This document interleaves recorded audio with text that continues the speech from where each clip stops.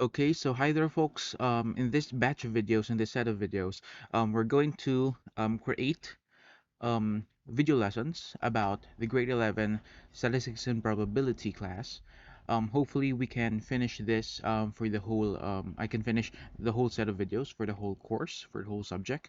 For this particular video, we're going to start with chapter 0. I will call it chapter 0 because it's not actually, these lessons are not actually found in the curriculum guide of the grade 11 statistics and probability class, but I believe that these are essential things um, for the students to first understand and know before we even go to the chapter 1, which is random variables. So we're going to start with this lesson in sample spaces and event. So I will call this lesson 1.1. So what are the expectations or objectives in this first video? In this lesson, you must be able to first define and give examples of statistical experiments. 2, define the sample space of an experiment. 3, compute for the union, intersection, and complement of two events. And 4, illustrate operations of two events using a Venn diagram. So let's get onto it. Let's start with the experiments.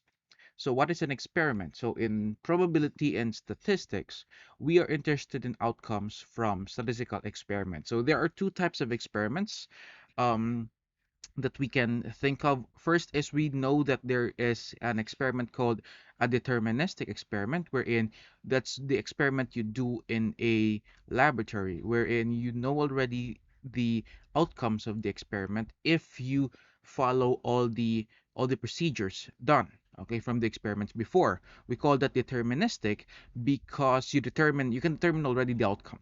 So compared to statistical experiments, or some books call it stochastic experiments, wherein you have no idea of what will happen, okay, um, when every time you do the that experiment. So um, for all of the words, for all the words experiment that I will say here, I will present here, we will put it we will put in mind that those experiments that I am talking about are going to be statistical experiments or stochastic experiments, okay, not the deterministic one. So let's have first definition number 1. So we will call an experiment or a statistical or stochastic experiment is any procedure that, number 1, can be repeated theoretically in an infinite number of times and has a well-defined set of possible outcomes. Okay, so that's an experiment. You can repeat it and there's a well-defined set of outcomes, but you have no idea which of those set of outcomes will happen every time you do the experiment. So it's going to be done in random. So what are the experiments that we're talking about here? So um, we can see that rolling a die is one experiment here. But every time you roll a die, you have no guarantee that it will be a 4 every time, right? So it has these set of possible outcomes. Okay, let's have more examples. Tossing a coin, you may have a head or a tail, but it will never tell you which will happen on the next toss. Picking a card from a regular deck of cards. Okay, so those are experiments that we can think of basically when we talk about statistics and probability. Um, let us illustrate. So again, we have rolling a die, tossing a coin, and picking a card. How can we illustrate this? Um, so when you roll a coin, so let's have example 1. When you roll a coin, what are the possible outcomes that you can have? Actually, you can have when you roll a die, so you can have the outcomes 1 or 2 or 3 or 4, 5 or 6. So this is the set of outcomes in that experiment in rolling a die. Usually we put that on inside the braces or the curly brackets. For example 2, we said that it's tossing a coin. So we know that it's either going to be, so it's a single coin, so it's going to be heads or tails.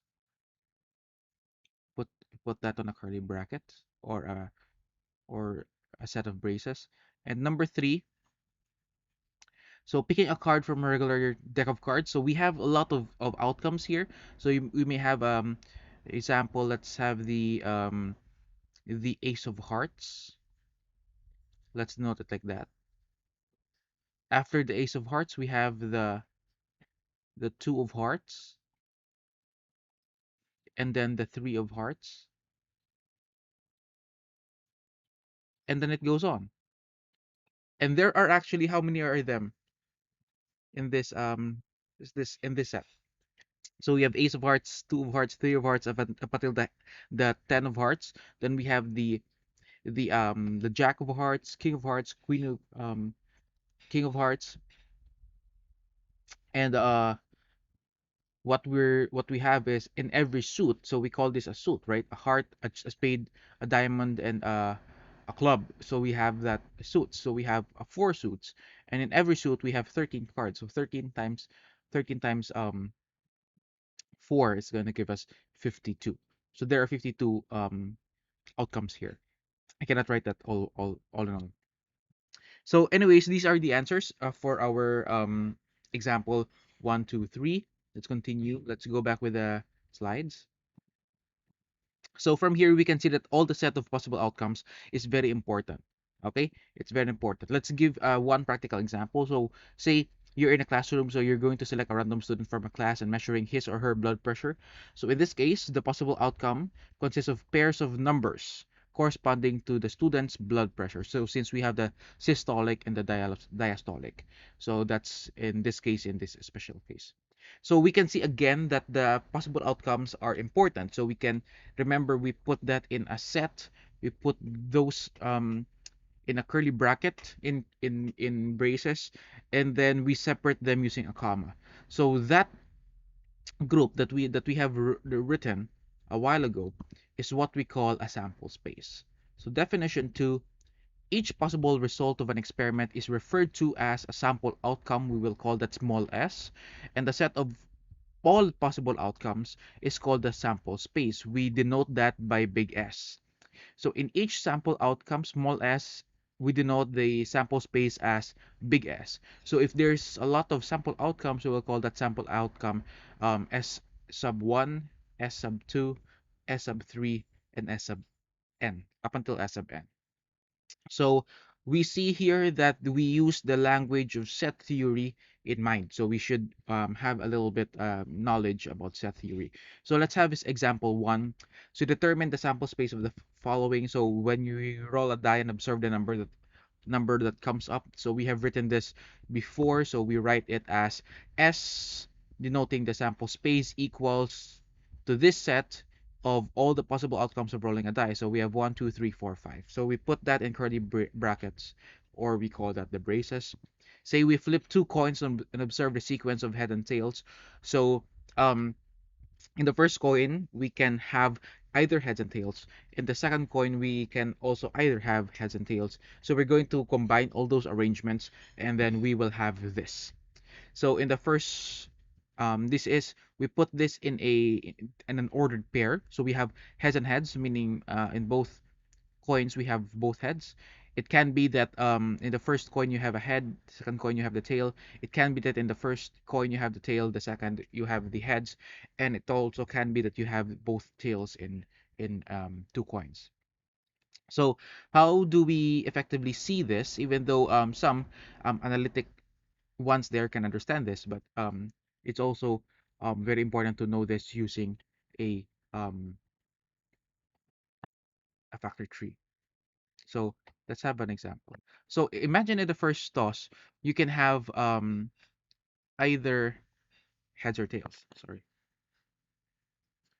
we can either have heads or tails. Okay, and this is referring to the first toss. So this is your first toss of the coin. Okay, now how about for your second toss? For your second toss, your first toss has already been done. So meaning you're going to add something here in the second toss. So when you got a head in the first toss, again, you will toss again, and you can have either heads or tails.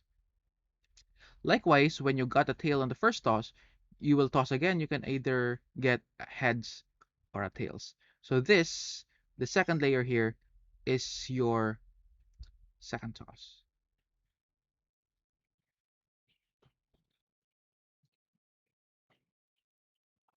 And we end there.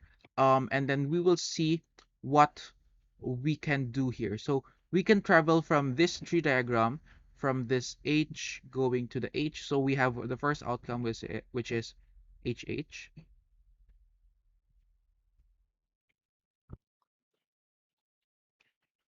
Then we travel again H going here. So we have our second outcome, which is heads, tails.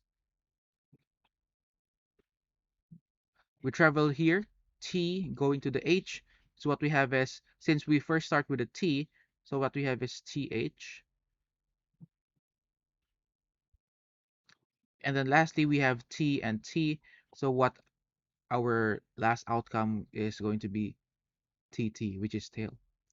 So we put commas um, between all the outcomes. We enclose that in a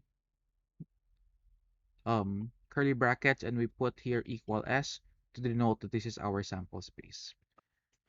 So that's why we have that in our answer a while ago. Okay, so let's have one exercise before we continue. So exercise 1. Number 1, determine the sample space of the following. Number 1, let's draw two numbers from a fishbowl after the other out of a hat that contains the number 1, 2, and 3. After a number is drawn, it is not replaced. Number 2, from above, how about if the number are replaced? Number 3, toss a coin repeatedly until the first head appears. And number 4, turn on a light bulb and measure its lifetime. So I believe we can end here. I'll give this an exercise, and in the next video, we're going to answer this exercise on a video lecture. So thank you very much for watching. Hope you would like and subscribe, and keep in touch. I will create more videos about this. Thank you very much.